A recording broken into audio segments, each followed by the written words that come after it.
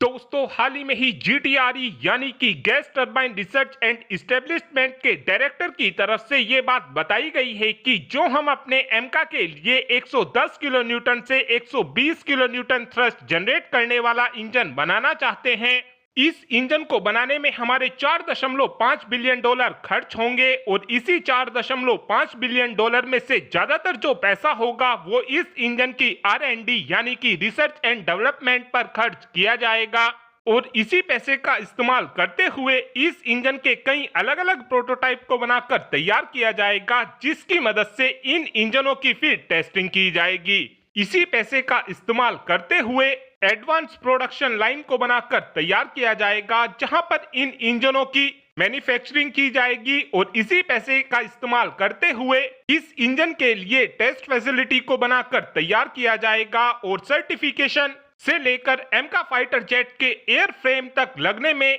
हमको इस इंजन में 4.5 बिलियन डॉलर खर्च करने होंगे। और ये कीमत कितनी ज्यादा होने वाली है आप केवल इसी बात से अंदाजा लगा सकते हैं कि जब हमने रशिया से 5 रेजिमेंट S-400 डिफेंस सिस्टम की खरीदी थी तो उस समय हमको 5 रेजिमेंट S-400 डिफेंस सिस्टम की कीमत 5.5 बिलियन डॉलर पड़ी थी, जबकि S-400 डिफेंस सिस्टम को सबसे महंगा हथियार माना जाता है। और ये कीमत इसलिए भी ज्यादा होने वाली है क्योंकि जो तुर्की की तरफ से अपने लिए TF-35,000 इंजन बनाया जा रहा है, इस इंजन को बनाने में तुर्की के 3 बिलियन डॉलर खर्च होंगे। वहीं पर साउथ कोरिया की तरफ से जो अपने KF-21 फाइटर जेट के लिए इंजन बनाया जा रहा है, इस इंजन को बनाने में साउथ कोरिया 2.3 बिलियन डॉलर खर्च करने वाला है। पर्सनली इस समय हमें ऐसा लगता है कि जब हम 4.5 बिलियन डॉलर खर्च कर बिल्कुल शुरू से इंजन को बना रहे हैं तो हमको ब्रिटेन की रॉयल्स रॉय के साथ मिलकर 6th जनरेशन के इंजन को बनाना चाहिए, जो 180 किलो न्यूटन से 200 किलो न्यूटन के बीच थ्रस्ट को जनरेट कर सकेगा।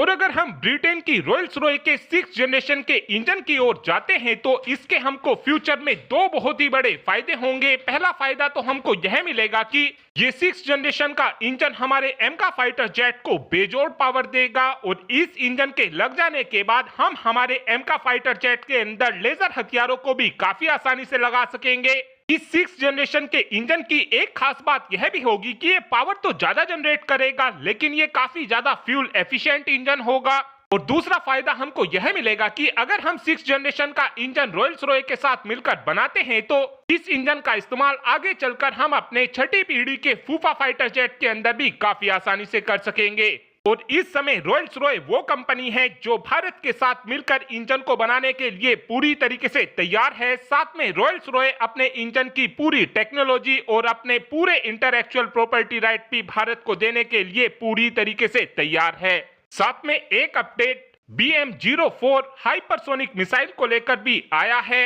आप सभी के याद ही होगा, अब से कुछ ही दिनों पहले DRDO की तरफ से अपनी BM-4 मिसाइल को अनरिवील किया गया था। ये एक कैनिस्टर लॉन्च शॉर्ट रेंज की हाइपरसोनिक बैलिस्टिक मिसाइल होने वाली है। शुरू में जब DRDO ने इस मिसाइल को रिवील किया था उस समय इस मिसाइल की रेंज को 1500 किलोमीटर बताया जा रहा था, लेकिन अब कुछ डिफेंस एक्सपर्ट्स की तरफ से इस मिसाइल को लेकर बताया यह जा रहा है कि DRDO इस मिसाइल की एक्चुअल रेंज को छिपा रहा है और इस मिसाइल की एक्चुअल रेंज 2500 किलोमीटर से 3000 किलोमीटर के बीच होगी। इस मिसाइल का इस्तेमाल anti axis anti area denial purpose में हम करने वाले हैं, यानी कि अगर चाइना की तरफ से हमारी किसी मिसाइल की लोकेशन को भटकाने की कोशिश की जाएगी तो ऐसा करने से पहले ही हमारी ये मिसाइल चाइना के उन सिस्टमों को मारकर गिरा देगी। और अब आप ही कमेंट कर बता सकते हैं कि क्या हमको 6th जनरेशन के इंजन को बनाना चाहिए या फिर आपका ये मानना है कि हमको केवल नॉर्मल इंजन को ही बनाकर तैयार करना चाहिए। इस बात का आंसर आप कमेंट बॉक्स में दे सकते हैं। Thanks for watching this video. Have a good day.